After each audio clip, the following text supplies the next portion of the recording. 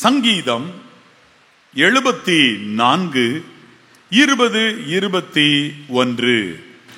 உம்முடைய உடன்படிக்கையை நினைத்தருளும். பூமியின் இருளான இடங்கள் கொடுமையுள்ள குடியிருப்புகளால் நிறைந்திருக்கிறதே. துன்பப்பட்டவன் வெட்கத்தோடே திரும்ப விடாதிரும். சிறுமையும் எளிமையுமானவன் உமது நாமத்தை துதிக்கும்படி செய்யும். வேதவசனம் சொல்லுகிறது, பூமியின் இருளான இடங்கள் கொடுமையுள்ள குடியிருப்புகளால் நிறைந்திருக்கிறதே. துன்பப்பட்டவன் வெட்கத்தோடே திரும்ப விடாதிரும். சிறுமையும் எளிமையுமானவன் உமது நாமத்தை துதிக்கும்படி செய்யும். என் அன்பு தேவனுடைய பிள்ளைகளே, அருமையான ஒரு ஜெபம் இது. இஸ்ரவேலர் உபத்திரவத்தின் நடுவே போய்கொண்டிருந்த காலத்திலே இது இந்த சங்கீதம் எழுதப்பட்டிருக்கும் என்று சொல்லுகிறார்கள். அப்படிப்பட்ட ஒரு ஜெபம், இந்த ஜெபத்தை நம்மளும் கற்றுக்கொள்ளலாமே. எதற்கு உபயோகமாக இருக்க போகிறது இந்த ஜெபம்? உங்களுக்கு நான் கற்றுத்தருகிறேன். முதல்ல, இந்த உலகத்தில் பூமியின் இருளான இடங்கள் கொடுமையான குடியிருப்புகளால் நிறைந்திருக்கிறது. அப்படின்னா உலகத்தில் எல்லாரும் நல்லவங்க இல்லை ஆண்டவரே. கொடுமையான குடியிருப்புகள் மக்கள் இந்த உலகத்தில் இருக்கிறாங்க. ஒரு இன்ஃபர்மேஷன் ஜெபம், தேவனிடத்தில் ஞாபகம் மூட்டி ஒரு ஜெபம் பண்றோம். அதுல விசேஷமா இன்றைக்கு நான் உங்களுக்கு கற்றுக் கொடுக்க போற ஜெபம், இதை நீங்க மனப்பாடமா சொல்லலாம். துன்பப்பட்டவன் வெட்கத்தோடே திரும்ப விடாதிரும். எல்லாரும் சொல்லுங்க பார்க்கலாம். துன்பப்பட்டவன் வெட்கத்தோடே திரும்ப விடாதிரும். இது யுத்தத்துக்கு போகிறப்ப சொல்ற ஜெபமா இஸ்ரவேலர் சொல்லி இருக்க கூடும். துன்பப்பட்டவன் வெட்கத்தோடு திரும்ப கூடாது. இந்த யுத்தத்துக்கு போறோம், ஜெயம் எடுத்து தான் திரும்பணும். கர்த்தாவே, நாங்க உபத்திரவப்பட்டவங்க, 40 வருஷம் வனாந்தரத்தில் துன்பப்பட்டது உமக்கு தெரியும் இல்ல. இஸ்ரவேலர் தங்களை இன்ட்ரோடியூஸ் பண்ணும்போது துன்பப்பட்டவன், வனாந்தரத்தில் அலைந்தவன், துன்பப்பட்டவன், வெட்கத்தோடு இந்த யுத்தத்தில் திரும்ப விடாதிரும் என்று சொல்லி இருக்கலாம். ஏனென்றால் இந்த அதிகாரத்தினுடைய கடைசி வசனம் 23ஆம் வசனம், உம்முடைய சத்துருக்களின் ஆரவாரத்தை மறவாதேயும். உமக்கு விரோதமாய் எழும்புகிறவர்களின் அமளி எப்பொழுதும் அதிகரிக்கிறது. இஸ்ரவேலுக்கு விரோதமான எதிரிகள் கூடிக்கிட்டே இருக்கிறப்ப இப்படி அவங்க ஜெபம் பண்ணி இருக்கலாம். உம்முடைய சத்துருக்களின் ஆரவாரத்தை மறவாதையும். அப்ப யுத்தத்துக்கு, பேட்டில் கிளம்புறப்ப இந்த ஜெபம் அவங்க செய்திருப்பாங்களா இருக்கும். என்ன ஜெபம்? துன்பப்பட்டவன் வெட்கத்தோடே திரும்ப விடாதிரும். இன்னொரு ஜெபம் இருக்கு, சிறுமையும் எளிமையுமானவன் உமது நாமத்தை துதிக்கும்படி செய்யும். ஒருவேளை இந்த யுத்தம் முடிஞ்சு திரும்பின பிறகு, சிறுமையும் எளிமையுமானவனாகிய நான் உமது நாமத்தை துதிக்கும்படி செய்யும். என் அன்பு தேவனுடைய பிள்ளைகளே, இந்த 2 ஜெபத்தை நம்ம கற்றுக்கொண்டா வாழ்க்கையில சில முக்கியமான நேரங்கள் எல்லாம் ஜெபம் பண்ணலாம். இன்டர்வியூக்கு கிளம்புறீங்க, ஆண்டவரே துன்பப்பட்டவன் வெட்கத்தோடு திரும்ப விடாதேயும். ஒரு ஜெபம். கர்த்தருக்கு சித்தமான அந்த வேலை நிச்சயமா உங்களுக்கு கிடைக்கும். ஒருவேளை தேவன் அந்த வேலை உங்களுக்கு வேண்டான்னு தட்டுதல் பண்றாருன்னா அக்செப்ட் பண்ணிக்கிடுங்க, ஓகே. ஆனா கூட வெட்கத்தோடு திரும்ப விடக்கூடாது. இது ஒரு அருமையான ஜெபம். ஆஸ்பத்திரிக்கு ஒரு டெஸ்ட் பண்றதுக்காக போறீங்க, துன்பப்பட்டவன் வெட்கத்தோடு திரும்ப கூடாது, ஆண்டவரே காத்துக்கொள்ளும். ஹாஸ்பிட்டல் சொன்ன உடனே எனக்கு ஒரு ஆஸ்பத்திரி அனுபவம், என்னுடைய வாழ்க்கையில் இருந்த அனுபவம் ஞாபகத்துக்கு வருது. 1993ஆம் ஆண்டு அக்டோபர் மாதம் 6ஆம் தேதி காலையிலே நான் இதே சென்னையில் கோட்டூர்புரம் பிரிட்ஜுக்கு அருகாமையில் சென்ற பொழுது விபத்திற்குள்ளானேன். நான் சென்ற 2 வீலருக்கு எதிரே வந்த மாருதியிலே அப்படி ஹெட் ஆன் கலாஷ், நேரடியான ஒரு மோதல் ஏற்பட்டதில்லை. என்னுடைய 2 கையும் உடைந்து விட்டது. அப்படியே அந்த இடத்தில் மயங்கி போனேன். பின்பதாக கண் திறந்த பொழுது மலர் மருத்துவமனை என்று அந்த நாட்களில் இருந்தது. அதன் பின்பு ஃபோர்டிஸ்னு மாற்றினாங்க, இப்போ எம்ஜிஎம்னு மாற்றிருக்காங்கன்னு நினைக்கிறேன் அந்த மருத்துவமனையினுடைய பெயரை. இப்போ அந்த மலர் மருத்துவமனையில் நான் கண் திறந்தேன். என்னுடைய வலது கை உடைந்திருந்தது, இடது கையும் உடைந்திருந்தது. அப்போ என்னுடைய வலது கையை நான் அப்படி சற்றே நான் எழுப்பி பார்த்தபோது என்னுடைய வலது கை அதிகமாக உடைந்திருந்தது தெரிந்தது. மாக்கட்டு போட்டார்கள். நான் கண் விழித்த உடனே என்னை முழு நேர ஊழியத்திற்கென்று ஒப்பு கொடுக்கும்படி இயேசு மகாராஜா என்னிடத்தில் பேசினார். அதாவது, நீ இன்னும் மனுஷருக்கு பயப்படுறியா, இல்லைன்னா முழு நேரம் ஊழியம் செய்ய எனக்கு வர்றியா, ஒரு பகுதி நேரம் ஒரு வேலையை ஒரு ஸ்டுடியோவை ஆரம்பிச்சா அதிலிருந்து வருகிற ஆயிரக்கணக்கான ரூபாய் பணம் லட்சத்துக்கும் அதிகமாக வரலாமா இருக்கும். அப்படிப்பட்ட பணத்தை எல்லாம் வச்சு ஊழியத்தை செஞ்சா யாரும் கை நீட்டி பேச முடியாது. இன்னைக்கெல்லாம் பேசுறாங்க பார்த்தீங்களா, அப்படிலாம் பேச முடியாதுன்னு தான் நான் ஓடிட்டு இருந்தேன். ஆனால் ஆண்டவர் அதெல்லாம் மனுஷ பயம் விடு அப்படின்னு எனக்கு மாக்கட்டு போட்டிருக்கையில் கண் திறந்த உடனே பேசினதுனால, இன்னும் மனுஷருக்கு பயப்பட விரும்புகிறாயா, முழு நேர ஊழியத்திற்கு வரமாட்டாயான்னு கேட்டார். உடனே என்னுடைய கைகளை அப்படி ஒப்பு கொடுத்தேன். ரைட். 21 நாட்கள் சென்றது. அதன் பின்பு மாக்கட்டு பிரிக்கும் நாள் வந்தது. நானும் என்னுடைய டேடியுமாக ஒரு அது கிட்டத்தில் இருந்த ஒரு கிளினிக்கில் அந்த ஆப்ரேஷன் பண்ணின டாக்டர் அவர் மாக்கட்டு பிரிப்பதற்கு ஆயத்தம் பண்ணியிருந்தார். மாக்கட்டு பிரிக்கும் நேரத்தில் என்னுடைய வலது கரத்தை பார்த்தால் எவ்வளவு பெரிய பிளேட் உள்ளே வைத்து தைத்திருக்கிறார்கள் என்பது அப்போதான் என் கண்ணுக்கு தெரிஞ்சது. அப்படி ஒரு பூரான் வடிவம் நீளத்திற்கு அவ்வளவு பூரான் எவ்வளவு தடியா இருக்கும் அதுபோல அப்படி அந்த தோலெல்லாம் குவிந்து அந்த ஸ்டிச்சஸ் போட்டு அப்படி இருந்தது. மாக்கட்டு பிரிச்சா என்னுடைய துக்கத்துக்கு அளவே இல்லை. ரொம்ப வேதனைப்பட்டேன். அன்றைக்கு ஆட்டோவில் நாங்கள் திரும்பினோம், நானும் என்னுடைய டேடியும். என்னுடைய 2 வீலர் தான் ஆக்சிடென்ட் ஆகி போச்சே. அவே ஆட்டோவில் திரும்பும்போது வழியெல்லாம் கண்ணீர். எனக்கு வெட்கத்தோடு திரும்பி வருவதாக இருந்தது. இந்த வசனத்தை படிக்கும் போதெல்லாம் அதான் நினைக்கிறேன். துன்பப்பட்டவன் வெட்கத்தோடு திரும்ப விடாதிரு. கர்த்தர் என்னுடைய காயத்தை ஆற்றினார், சுகமாக்கினார். என்னுடைய விரல்கள் 5 வேலை செய்யாமல் இருந்தது, வேலை செய்ய வைத்தார், ஊழியம் செய்ய வைத்தார். இன்றைக்கு கர்த்தருடைய கிருபையினால் 30 ஆண்டுகள் ஊழியத்தை நிறைவேற்றி முடிக்க ஆண்டவர் உதவி செய்திருக்கார். கைகளை தட்டி கர்த்தரை மகிமைப்படுத்தும். ஹல்லேலூயா. என் அன்பு தேவனுடைய பிள்ளைகளே, நீங்க ஒரு இடத்துக்கு போறீங்க, ஜெபம் பண்ணலாம். கிளம்பும் போது ஒரு முயற்சி செய்ய போறீங்க, ஒரு புதிய ஒரு கடை ஒன்று திறப்பதற்கான அப்ளிகேஷனோ ஒரு காரியமோ ஒரு இடத்துல போய் ஒரு முயற்சியோ செய்ய போறீங்க. துன்பப்பட்டவன் வெட்கத்தோடே திரும்ப விடாதிரும். ஜெபம் பண்ணீங்கன்னா இஸ்ரவேலின் தேவனாகிய கர்த்தர், இஸ்ரவேலின் பரிசுத்தராம் கர்த்தர், அவருக்கு எது காதுல விழும் ஜெபம்? அன்றைக்கு இஸ்ரவேலர் சொன்ன ஜெபம் காதுல கேட்கும். ஆமா, அவங்க துன்பப்பட்டாங்க, அது மாதிரிதான் இவங்களும் வெவ்வேறு மனாந்தரத்தில் அலைகிறது போன்ற பாடுகள்லாம் பட்டாங்கல்ல. ஓகே, இவங்களை வெட்கப்பட விட மாட்டேன். ஒருவேளை நீங்க போகிற அந்த காரியத்தில் ஆண்டவருடைய சித்தம் இல்லாது இருந்தால், ஆண்டவர் தட்டுதல் பண்ணினால் கூட உங்களுக்கு வெட்கம் இருக்காது. உங்க கை அங்க ஓங்கி இருக்கும். அங்க நீங்க சந்தோஷமா திரும்பி வருவீங்க. நீங்க ஒரு நல்ல பலாப்பழம் வாங்க போறீங்க, அழுகின பலாப்பழத்தை கொடுத்து அனுப்புனா உங்களுக்கு பிடிக்குமா என்ன? கிடைச்சிருச்சு, போனதுங்க பலாப்பழம் கிடைச்சிச்சு, வீட்டுக்கு வந்து ஓப்பன் பண்ணி பார்த்தா உள்ள அழுகி போயிருந்துச்சுன்னா எப்படி இருக்கும்? அடடா, இதை தூக்கிட்டு வந்தோமே இவ்வளோ நேரம். அங்கேயே விட்டுட்டு வர்றப்ப உங்களுக்கு ஒரு சந்தோஷம் இருக்கும். அழுகி போன பழம்மா, வா சந்தோஷமா வா, நாளைக்கு இன்னொன்று வாங்குவோம்மா. என் அன்பு தேவனுடைய பிள்ளைகளே, அப்படியானா அப்படி நம்ம அந்த ஒரு அதில் ஒரு ஏமாற்றம் இல்லை. ஆமாம், வெட்கத்தோடு நம்ம திரும்ப மாட்டோம் எந்த காரியத்திலுமே. இந்த ஜெபம் நல்லது. அதாவது உத்தம இருதயத்தோடும் கபடற்ற மனதோடும் சுத்தம் உள்ள கையோடும் ரகசிய பாவம் இல்லாத வாழ்க்கையோடும் இந்த ஜெபத்தை பண்ணீங்கன்னா நல்ல ஒரு பதில் கர்த்தர்கிட்ட கிடைக்கும். நீங்க என்ன சொல்லலாம்? இன்னொரு ஜெபத்தையும் பண்ணலாம். சிறுமையும் எளிமையும் ஆனவன் உமது நாமத்தை திரும்பி வந்து துதிக்கும்படி செய்யும் கர்த்தாவே, துதிக்கும்படி செய்யும்.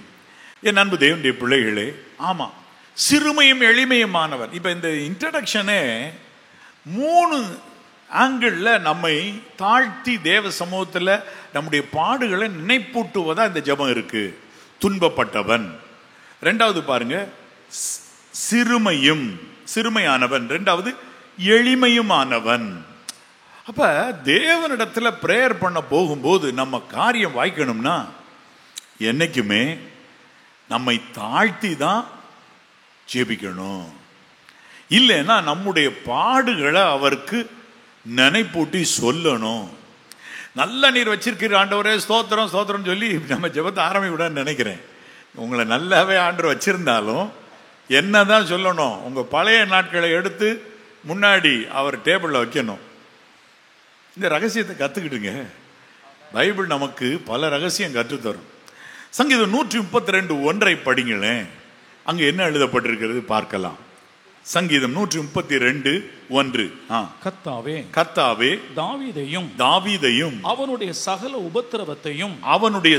உபத்திரவத்தையும் நினைத்தருளும். அடடா, இதுதான் ஜெபத்தினுடைய ஆரம்பம்.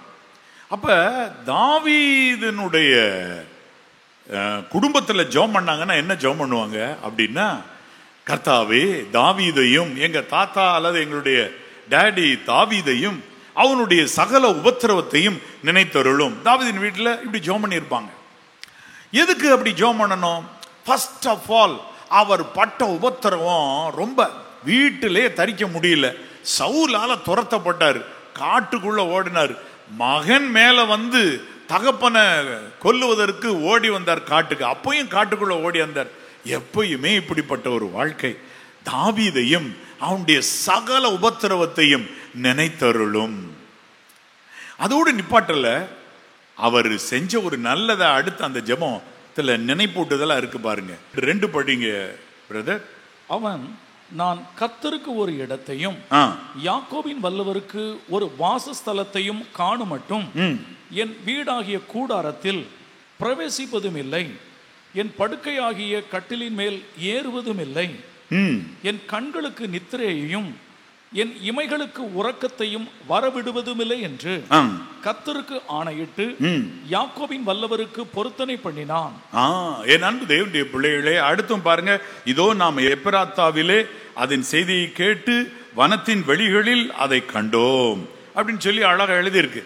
இப்ப இவங்க எல்லாருமே எதையும் ஞாபகப்படுத்துறாங்கன்னா, கர்த்தாவே அவர் ஒரு பெரிய பொருத்தனை பண்ணார்.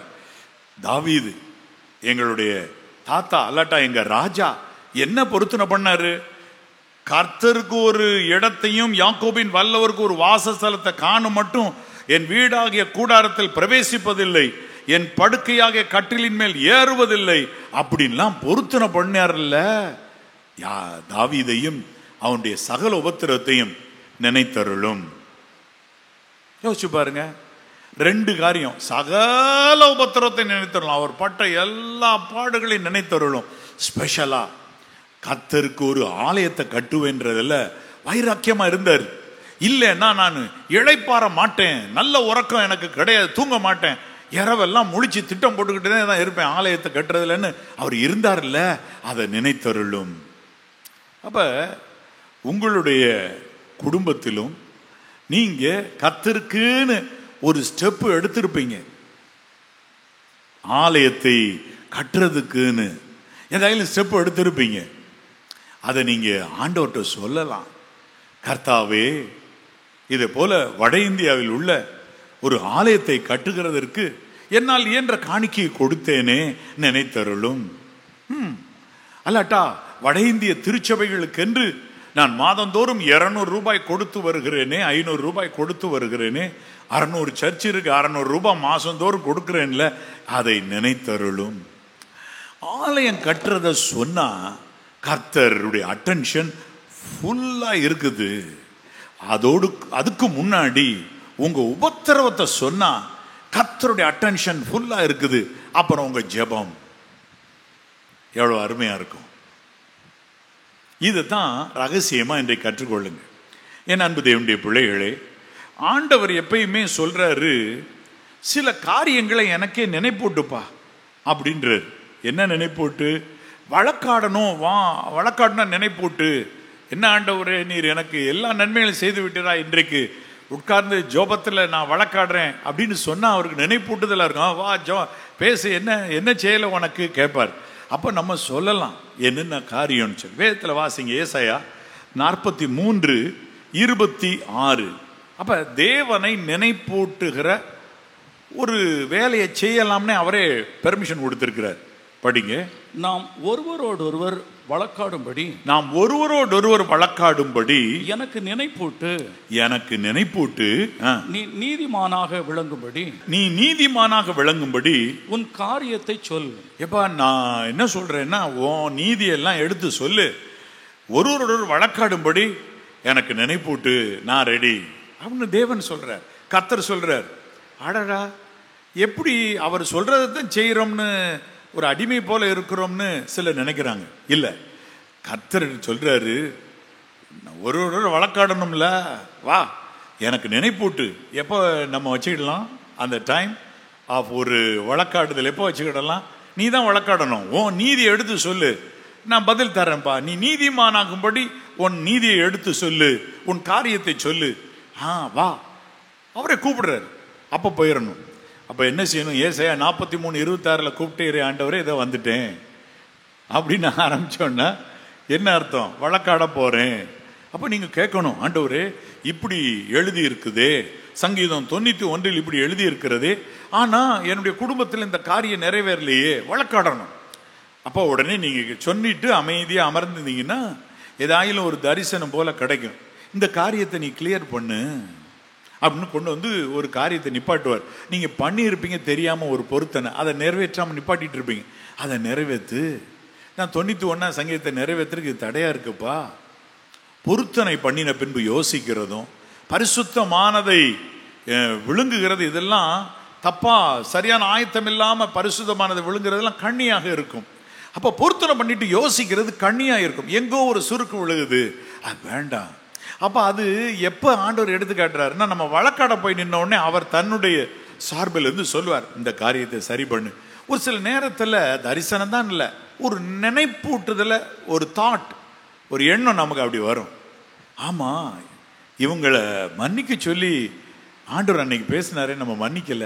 ஒரு ஃபோன் எடுத்துரும், உடனே தேங்க்யூ லார்ட் சொல்லிட்டு உடனே ஃபோன் எடுத்து நீங்க ஃபோன் பண்ணி, நம்ம 2 பேரும் நண்பர்கள், நமக்குள்ள எதற்கு சண்டை? நீங்க போட்டீங்க சண்டை, நான் போட்டிருக்கலாம் சண்டை, நீங்க போட்டிருந்தாலும் நான் போட்டிருந்தாலும் மன்னிப்பு கேட்டுக்கொள்ளுகிறேன். God bless you. ஒரு நேரம் வாங்க, ஃப்ரீயா சந்தோஷமாக எங்க வீட்டில் உணவருந்தி செல்லுங்கள், வைக்கட்டுமா அப்படின்னு ஃபோன் நீங்க வைக்கலாம். அப்ப அதை நினைப்பூட்டுவாரா இருக்கும். அப்ப கர்த்தர் ஏன் அதை செய்ய முடியாம இருக்கு, தடையா இருக்குன்றத சொல்லுவார். அவருடைய ஆண்டவர் சொல்ற, உன் காரியத்தை சொல்லுப்பா, நீ நீதிமானா என் கண் முன்பதாக வழங்கும்படி. அப்ப நம்ம காரியத்தை எடுத்து சொல்லணும். நான் இவ்வளவு ஜெபம் பண்ணியிருக்கேன், இவ்வளவு ஸ்தோத்திர பலி செலுத்தியிருக்கேன், இந்த காரியத்துல ஏன் இப்படி ஒரு தடை இருக்குது அப்படின்னா, ஆண்டவர் உங்களுக்கு ஒரு வேளை பேசி தெரியப்படுத்தவே முடியல அப்படின்னு சொன்னா கூட ஒரு காரியத்தை நீங்கள் புரிந்து கொள்ளணும். என்ன காரியத்தை புரியணும்னு சொன்னா, ஏதோ ஒரு நேரத்துல உங்களுக்கு அதை சொல்லிடுவாரு. ஒருவேளை சர்ச்சுக்கு முந்தின நாள் ஜெபம் பண்ணிட்டு சர்ச்சுக்கு மறுநாள் வருவீங்க, அங்க கர்த்தர் பேசுவாரா இருக்கலாம்.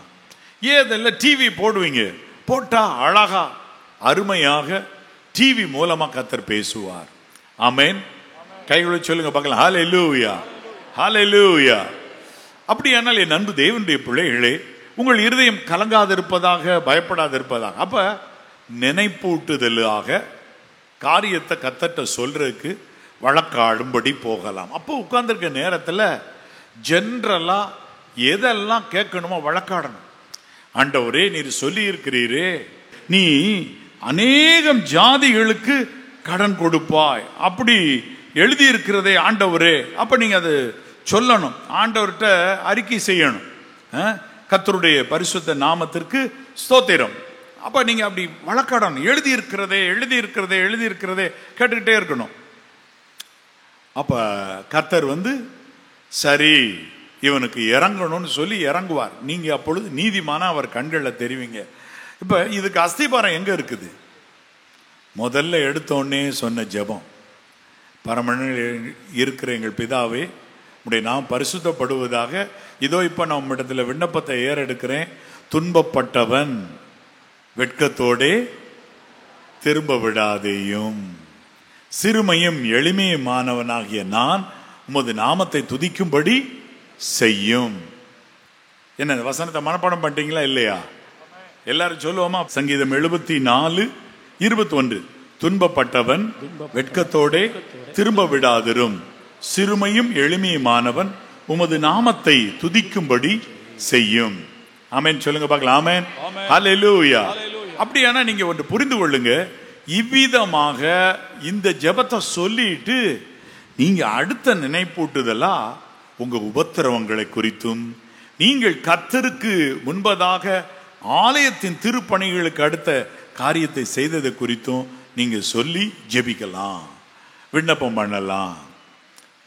கர்த்தர் அப்பொழுது கேட்பார், பதில் தருவார். அப்ப வழக்காடுவோம் வாருங்கள் அப்படின்னு சொல்றார்.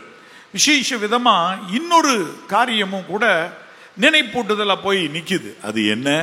வேத வாக்கியத்துக்கு திருப்பிக் கொள்வோம். அப்போஸ்தலர் 10:4. அப்போஸ்தலர் 10:4. அவனை உற்று பார்த்து பயந்து ஆண்டவரை என்ன என்றான். அப்பொழுது அவன், உன் ஜெபங்களும் உன் தர்மங்களும் தேவனுக்கு நினைப்பூட்டுதலாக அவர் சந்நிதியில் வந்தெட்டி இருக்கிறது. விசேஷ விதமா இன்னைக்கு நான் உங்களுக்கு சொல்லிக் கொடுக்க விரும்புறது, ஜெபங்கள் தேவனுக்கு நினைப்பூட்டுதலாக அவர் சந்நிதியில் வந்தெட்டி இருக்கிறது. இப்ப கவனிக்கணும், ஜெபம். அப்ப ஜெபத்துல உறுதியாய் தரித்திருக்க, நேரம் எடுக்க, அவர் சமூகத்துல நினைப்பூட்டுதலா போய் வந்து எட்டி இருக்கிற தக்க அளவுக்கு, ஆமா தேவனுடைய சர்வ மகிமையும், அடடா ரொம்ப ஜெபம் பண்ணிட்டான், பதில் தந்தே ஆகணும்னு சொல்லி இறங்கத்தக்கதாக ஜெபம் பண்ணுகிறதுலும் தரித்திருக்கணும். வெறும் இந்த ஒரு வார்த்தை உபத்திரத்தை நினைத்தரணும்னு மட்டும் அல்ல, ஜெபம் பண்ணுதல்லையும் நம்ம தரித்திருந்தோம்னா அது அவர் சமூகத்திற்கு நினைப்பூட்டுதலாய் போய் நின்று பதிலை கொண்டு வரும். ஆமென் சொல்லுங்க பார்க்கலாம். ஆமென், ஹல்லேலூயா. நிறைய பேர் ஜெபம் பண்றதுக்கு ரொம்ப கஷ்டப்படுறாங்க. எவ்வளோ நேரம் ஜெபம் பண்றீங்க ஒரு நாளைக்கு அப்படின்னு கேட்டால் சிரிப்பாங்க. அவங்க சிரிக்கிறாங்கன்னா என்ன அர்த்தம்னா, நம்ம எதிர்பார்க்குற டைமோட கொஞ்சமாக அவங்க ஆன்சர் இருக்கிறதுனால வெளியே சொல்லாமல் இருக்கிறாங்க. அந்த ரிசல்ட் வெளியே சொல்ல மாட்டாங்க, எவ்வளவு குறைவாக ஜெபிக்கிறோம்.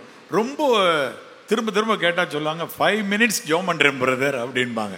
அப்படின்னா அவங்க என்ன சொல்லுவாங்கன்னா, 2 நிமிஷம் ஜெபம் பண்ணதை அப்படியே மனசு அவங்களுக்கு சரி கட்டி கொண்டு வந்து 5 நிமிஷமாக இருக்கும்னு அது கதை சொல்கிறத கேட்டு போய் விடுறாங்க.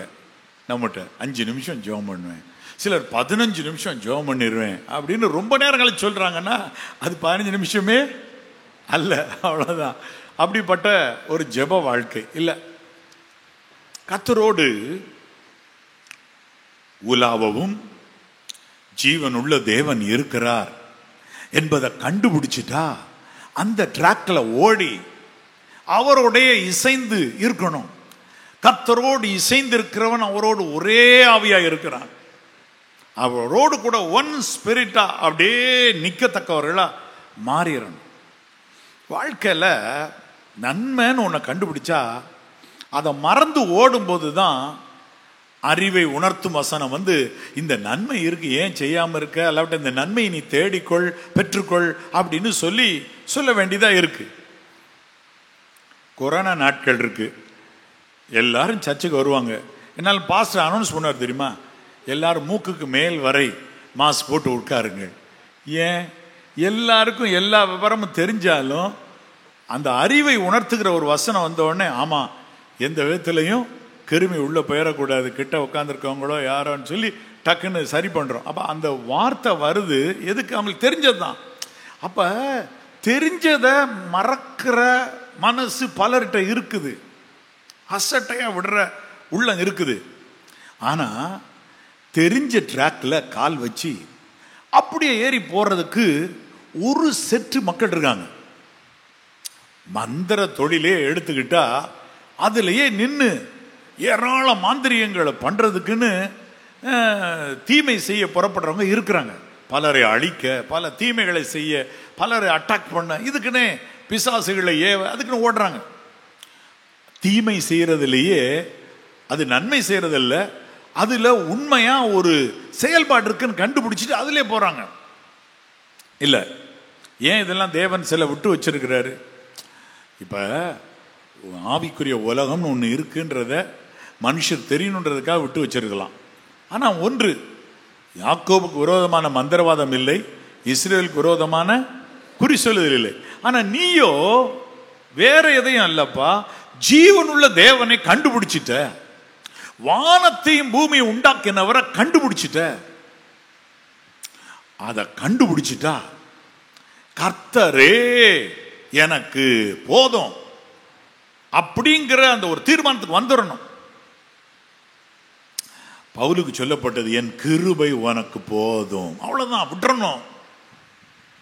கிருபை உனக்கு போதும் சொல்லிட்டா அதை பத்தி திரும்ப ஜெபம் பண்ணிட்டு இருக்க வேண்டியதே இல்லை. கர்த்தருடைய கிருபை நடத்தி போயிரும் கடைசி வர.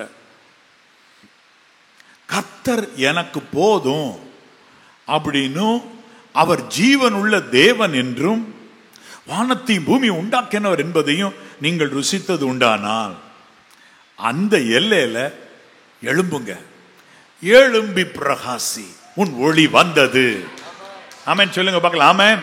அதிலே போய்கிட்டே இருங்க, கர்த்தரோடு இசைந்து நடக்க ஆரம்பிங்க. ஆமென். வேற எந்த ஒரு கவலையும் நமக்கு வேண்டாம். கர்த்தரை தேடிட்டா பேசிக் நீட்ஸ் உங்களுக்கு சந்திச்சிருவார் வாழ்க்கையில். அதுக்காக நீங்க உழைக்காம இருக்கக்கூடாது. உழைக்கும் போது பேசிக் நீட்ஸ் சந்திப்பார். நீங்க ஜெபிக்கும் பொழுது மற்ற தேவைகள் எல்லாம் சந்தித்து விடுவார். கேளுங்கள், அப்பொழுது கொடுக்கப்படும். ஆமென். கைவை சொல்லும் ஹல்லேலூயா. எண்ணத்தை உண்போம், எண்ணத்தை உடுப்போம், எண்ணத்தை குடிப்போம் என்று உலகமெல்லாம் ஓடிக்கொண்டிருக்கு.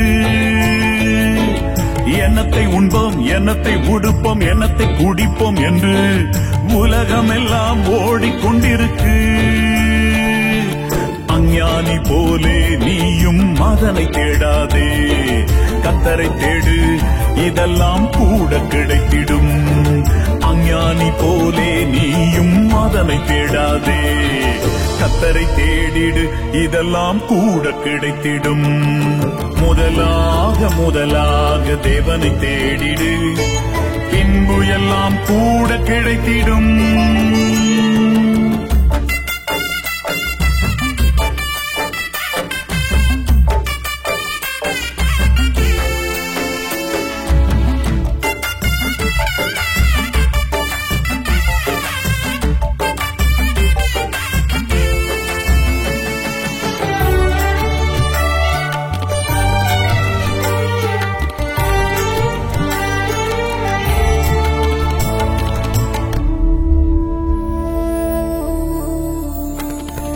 சுகபோகமாய் சிற்றின்பம் தேடி பணப்பிரியராக வாழுவோரின் மத்தியிலே தானே. சுகபோகமாய் சிற்றின்பம் தேடி பணப்பிரியராக வாழுவோரின் மத்தியிலே தானே. சுயவெறுப்போடு நீயும் நடந்து கொண்டிரு, கர்த்தரின் ஆசீர்வாதம் என்றும் உனக்கு உண்டு.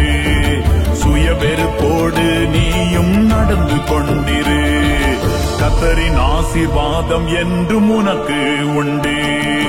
முதலாக தேவனை தேடிடு, பின்பு எல்லாம் கூட கிடைத்திடும். எழுந்து நிற்போமா? கர்த்தரை தேடுகிற பொழுது உங்கள் காரியம் ஜெயமா இருக்கும். ஹல்லேலூயா.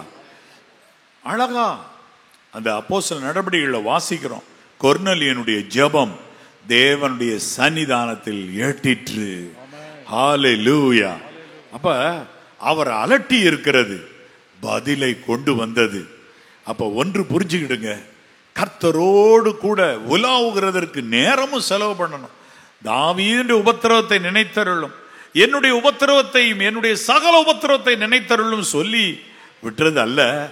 ஜெப வாழ்க்கையில் உறுதியாய் தரித்திருங்க. கர்த்தர் அதை கேட்பார். அவருக்கு நினைப்பூட்டுதலாய் நிற்கும் பொழுது அவர் மனம் இறங்குவார். உங்களுடைய இதயத்திற்கு விண்ணப்பங்கள், இதயத்தில் இருக்கும் விண்ணப்பங்கள், இதய விருப்பங்களை அவர் நிறைவேற்றுவார். உங்களை கைவிடாதிருப்பார். நீங்க ஒரு இன்டர்வியூக்கு போகும் பொழுது உங்களுடைய வீட்டிலே ஒரு முக்கிய காரியத்திற்காக வீட்டை விட்டு புறப்படும் போது ஜெபம் பண்ணலாம். துன்பப்பட்டவன் வெட்கத்தோடே திரும்ப விடாதிரும் கர்த்தாவே. நீங்க அனுதினமும் வீட்டை விட்டு புறப்படும் போது கூட இதை ஜெபமா வைக்கலாம். துன்பப்பட்டவன் வெட்கத்தோடே திரும்ப விடாதிரும் கர்த்தாவே. சிறுமையும் எளிமையுமானவன் உமது நாமத்தை துதிக்கும்படி செய்யும். எல்லாரும் சொல்லுவோமா? துன்பப்பட்டவன் வெட்கத்தோடே திரும்ப விடாதிரும், சிறுமையும் எளிமையுமானவன் உமது நாமத்தை துதிக்கும்படி செய்யும். ஹல்லேலூயா, ஹல்லேலூயா. என் அன்புள்ள பரிசுத்த பரலோக பிதாவே, இதோ இப்பொழுதும் என்னுடைய வார்த்தை கேட்டுக்கொண்டிருக்கிற இந்த அன்பு சகோதர சகோதரிகளை கண்ணோக்கி பார்ப்பீராக. டிவியின் மூலமாய் பார்த்து கொண்டிருக்கிற சகோதர சகோதரிகளை கண்ணோக்கி பார்ப்பீராக. ஒவ்வொரு மேலும் உம்முடைய கரம் இப்பொழுது இறங்கட்டும் ஆண்டவரே. கர்த்தருடைய அக்கினி இறங்குவதாக, இறங்குவதாக. உம்முடைய பிள்ளைகளுடைய உபத்திரவங்கள் யாவையும் நினைப்பூட்டி ஜெபிக்கிறேன். அவர்கள் பட்ட உபத்திரவங்களுக்கு, சஞ்சலங்களுக்கு, தவிப்புகளுக்கு பதில் தாரும் என்று வழக்காடி நிற்கிறேன், வழக்காடி நிற்கிறேன். என்னை கேட்டருளும், என்னை கேட்டருளும். பதில் தாரும், பதில் தாரும், பதில் தாரும். சத்துருனுடைய இஷ்டத்திற்கு உம்முடைய பிள்ளைகளை ஒப்பு கொடுக்காதிரும் ஆண்டவரே. ஹல்லேலூயா. சத்துரு என்னை மேற்கொள்ளாததினால் நீர் என் மேல் பிரியமா இருக்கிறீர் என்று அறிவேன் என்று பக்தன் வேதாமத்திலே சொல்லுகிறார்.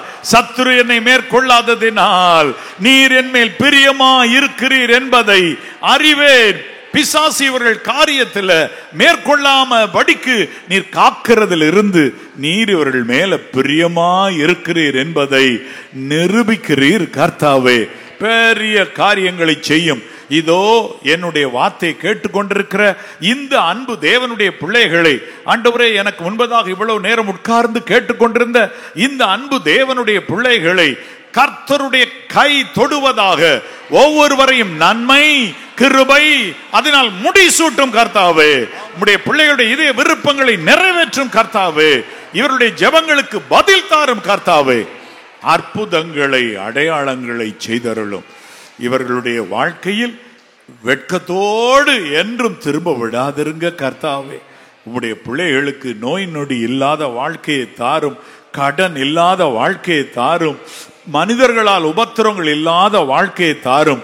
ஒருவேளை இந்த உலகத்தில் உபத்திரம் உண்டு என்பது போல சின்ன சின்ன உபத்திரங்கள் வந்தால் அதையெல்லாம் அற்பமாக எண்ணி கிறிஸ்துவுக்காக எல்லாவற்றையும் சாகிக்க கூடிய இருதயத்தை, உள்ளத்தை தாரும் ஆண்டவரே.